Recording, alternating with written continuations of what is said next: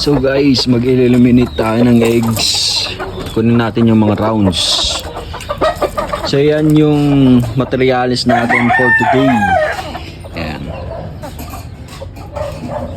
Oak Grove, then Black Baby.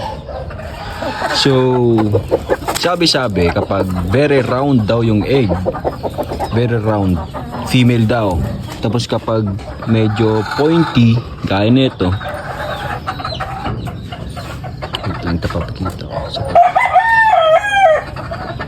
yung may yan, yung pointy sa dulo, male daw. So syempre ayaw naman natin na mas madami yung female. So try natin. Yun, pointy to. Pointy. Ito, mas lalo na to, very pointy. Pointy din naman to. So ano to, lalaki lahat. Blessing naman kung ganun, di ba, mga lodi. Pointy lahat. Samantalang dito, ito,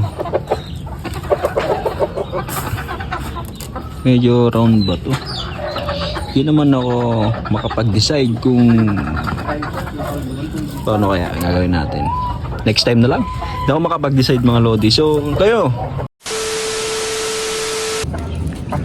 So, di ko alam mga lodi kung kukunin ko ba. Kasi, karamihan naman sa mga eggs na nandito mga lodi is very pointy. Kasi may napanood ako. And, sinasabi din ng karamihang mga breeders na kapag pointy daw yung egg, male. Tapos kapag very round daw, female. So, nasasayangan kasi ako mga lodi sa mga itlog kung kukunin ko ba. Kasi to medyo round to. Tapos dito sa part na to, very pointy na lahat. So, male kaya to lahat. Kasi kapag kukunin ko yung isa dito, kasi isa lang yung dalawa pala dito. Sa part naman na dito na dadalawa. Very may pagka-round.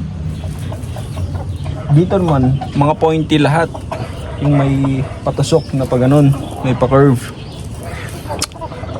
So kayo nga mga lodi, comment nyo nga sa comment box kung well experienced yun or kung na-experience nyo na yung ganun, para yun yung i-approve natin para next time kunin ko yung mga round na eggs, para yung mga pointy na lang yung iiwan ko, para naman hindi naman lugi, di ba, kapag ganun female marami. So comment nyo mga lodi kung totoo yun or fiction lang, pero mostly kasi nagsabi ng breeders ganun, pero nasasayangan kasi ako